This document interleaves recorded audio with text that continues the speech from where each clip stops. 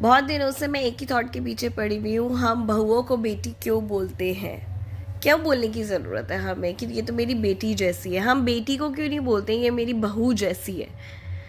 क्योंकि आप इनडायरेक्टली ही बहू का रिश्ता कमज़ोर कर देते हो बेटी से। कोई रिश्ता किसी से कंपेयर करने लायक नहीं होता। बहू की अपनी ही एक ब्यूटीफुल जगह है, उसको बेटी जैसा है, उसकी जिम्मेवारियाँ नहीं है, वो बहू है और उसी प्लेस में खूबसूरत है उसका रिलेशनशिप आपसे। सिमिलरली बेटी को बेटी रहने दो, बहू को बहू रहने दो, जमाई को जमाई रहने दो, इन लॉज को इन लॉज रहने दो।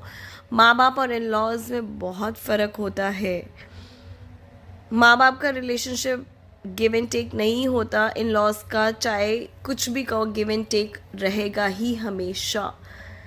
And it's not wrong, it's beautiful in its own place, in its own sense.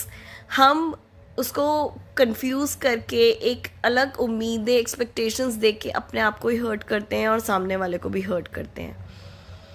अगर आप बहू को बेटी बोलेंगे तो जब वो बेटी थी जिस घर में बचपन में थी, बचपना निकला होता है ना बेटी बन के हमारा, तो हमें वैसे भी वैसी चीज़ें करने पर नहीं मिलेंगी हमारे एडल्टहुड में जो कि हमारा ससुराल में गुजरता है। हमारे ऊपर आएंगी जिम्मेवारियाँ, बहुत सी आएंगी, ठीक है। सो वो कॉम्प्लिकेट मत कीजिए किसी भी चीज़ को।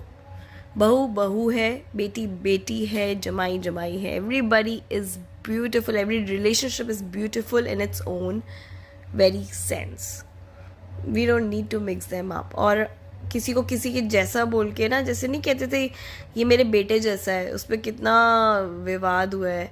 बेटे जैसा क्यों बोलना है, बेटी जैसा क्यों नहीं? बेटी क्या कम होती है? ऐसे ही हम उस रिलेशनशिप को कम कर देते हैं।